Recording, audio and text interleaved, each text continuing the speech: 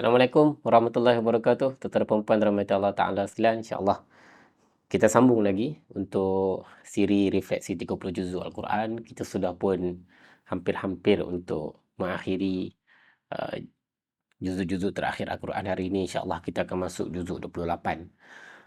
Saya tak tahu macam mana saya nak rumuskan dan juga nak memendekkan uh, perbincangan kita bila masuk juzuk 28 ni, sebab juzuk 28, 29, 30 kita akan bertemu dengan banyak surah-surah dan surah-surahnya semakin memendek antara satu sama lain. Saya pernah cakap kat tuan-tuan sebelum ni, dalam video sebelum ini, ketika menguraikan juzuk-juzuk 20 ke atas, saya pernah cakap bahawa mengakhiri Al-Quran, semua ayat-ayat yang kita akan jumpa adalah ayat-ayat yang sangat berkait rapat dengan akhlak kita, sangat berkait rapat dengan persiapan kita untuk menepani akhir zaman. Dan di antara salah satu realiti akhir zaman yang kita akan depani ialah distraction ataupun distractibility. Bahasa Melayunya adalah ketergangguan. Apa maksud ketergangguan? Ketergangguan ni adalah bila kita merasakan bahawa terlalu banyaknya perkara yang kita nak buat dalam hidup ni. Benda-benda yang kita nak kena susun satu demi satu dalam harian kita. To-do list kita, urusan kita tak pernah habis. Kita merasakan bahawa kita terkejar-kejar di antara satu tempat ke satu tempat, di antara satu urusan ke satu urusan, di antara satu kesibukan ke satu kesibukan. Distraction adalah bila kita memilih untuk berada di dalam satu situasi di mana kita nak attend semua perkara. Dan di antara salah satu bahana ketergangguan ini adalah bila kita hanya fokus kepada apa yang kita nak attend, yang mana ia sangat-sangatlah hal-hal yang berkaitan dengan dunia luar. Sebagai contoh, kerja kita, orang lain, notification dekat phone kita dan semua hal yang berkaitan dengan media sosial dan sebagainya. Semua itu adalah sesuatu yang berada di external part of our self, sesuatu yang berada di luar diri kita. Dan apa yang paling bahaya dalam distraction adalah kita akan memberikan banyak masa dan juga tumpuan kepada hal-hal yang kita tak sempat untuk melihat dan juga menimbang adakah urusan yang kita sedang datangi itu adalah urusan yang wajar untuk kita datangi.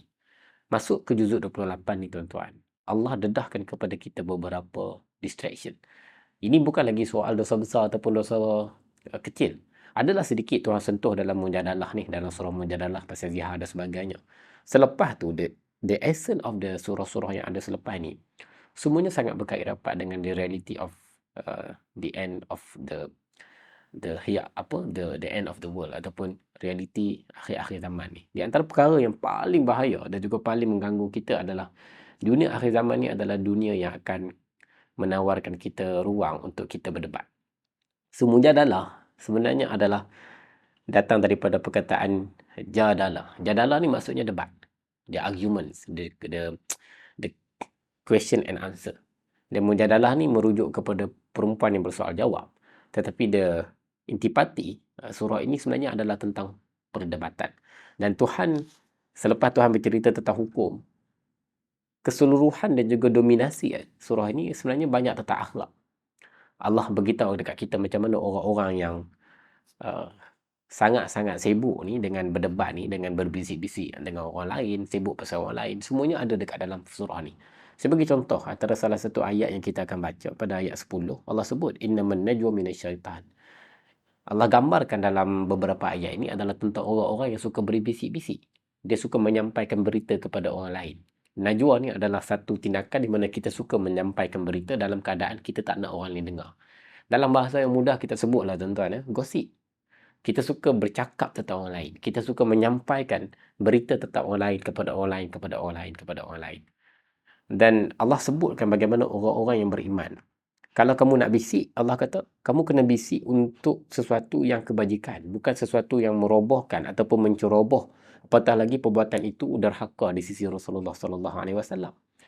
Jadi Allah tunjukkan kepada kita satu realiti yang kita akan depani pada hari ini. Bila orang suka untuk bagi komen tanpa dia tahu dan dia dedahkan diri dia. Kerana dia takut untuk dedahkan diri dia, untuk own the words, untuk responsible for what they said in the comment section.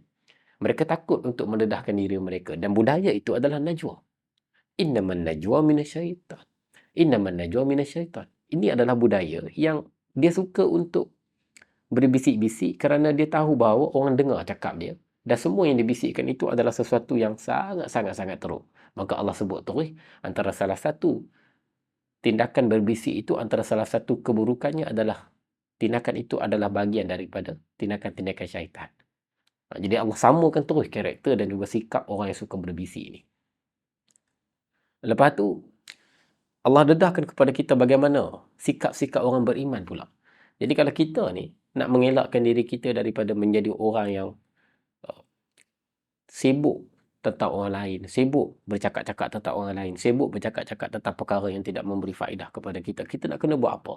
Maka pada ayat 12 surah Al-Mujadalah, Allah sebut kepada kita, wahai orang yang beriman. Ini Allah sebut pada para sahabat, kita tengok dia punya perkaitan je dengan kita. Kalau kamu nak pergi berjumpa dengan Rasulullah, iza najaitumur rasul, bila kamu nak jumpa dengan Rasulullah, bila kamu nak mendatangi Rasulullah, faqaddimu baina yada najwakum sadaqatan. Tolonglah kamu sedekah dahulu kepada orang yang memerlukan. Cantik tak tuan-tuan? Kalau kamu nak pergi jumpa dengan Rasulullah, kamu sedekah dulu. Apa yang sebenarnya Allah nak ajar kita? Jangan asyik nak mengejar sesuatu yang kamu fikir baik, sampaikan kamu lupa untuk bekerja dan juga untuk melakukan kebaikan yang kamu boleh buat sekarang. Orang-orang yang berbisik, orang-orang yang suka bercakap tentang orang lain ni, dia menjadi orang yang sangat sibuk kerana dia tak ada masa untuk melakukan sesuatu kebaikan yang dia boleh buat time sekarang. Kadang-kadang kita lupa apa yang ada dekat depan kita kerana kita terlalu memikirkan apa yang jauh dari mata kita. Kadang-kadang kita lupa apa yang ada dekat tangan kita kerana kita terlalu memikirkan apa yang ada dekat tangan orang lain. Ini adalah apa yang Allah nak beritahu kepada kita, kepada para sahabat, kepada orang beriman. Jangan fikir tentang hal-hal yang jauh sangat sampai kamu lupa untuk berbuat baik tentang apa yang kamu ada dekat tangan kamu. Sebelum kamu jumpa Rasulullah, kamu nak pergi jalan jumpa Rasulullah ni, Allah kata, tolong fikirkan tentang kebaikan yang kamu boleh buat, yang datangnya daripada tangan kamu sekarang, iaitu sedekah. Maka Allah ajar kita, buatlah baik dengan apa yang kita ada dekat tangan. Ini sangat kena dengan apa yang saya sekarang ni sedang belajar banyak tentang bisnes. Antara salah satu mindset bisnes ni adalah, you need to start with what you have right now. Kamu kena bermula dengan apa yang kamu ada, bukan bermula dengan apa yang kamu tak ada. Dari sudut bisnes kita belajar, kalau mulanya ada RM10 sebagai modal, kita mulakanlah dengan RM10 sebagai modal, sebagai contoh kan. Dalam hidup kita ni, kalau kita ada prinsip ini tuan-tuan, kita akan mendahulukan banyak kebaikan. Orang nak buat baik, macam mana dia boleh buat baik, dia boleh bagi kat orang 1 juta, orang dia boleh bagi makan. Kita kadang-kadang fikirkan kekaguman kita tu kepada orang yang besar. Sampai kan kita fikir, bilalah aku nak jadi macam dia kan. Dia boleh bagi makan dekat ramai orang, sedekah kat beribu orang, ada cek besar-besar dan sebagainya. Kan kita fikir, bila aku nak jadi macam dia? Tuhan kata, no. Fikirkan tentang apa yang kita ada dekat tangan kita dan bagilah kebaikan itu. Maksudnya apa? Kalau kita nak berdepan dengan dunia ni akan datang dengan penuh pancaroba. Dunia ni akan datang dengan penuh keadaan di mana kita tak akan mampu untuk mendepani. Antara salah satu part dalam surah ni Allah sebut, kamu lihatlah bagaimana orang zalim itu dan orang-orang yang jahat itu, mereka berkawan sama-sama mereka sendiri.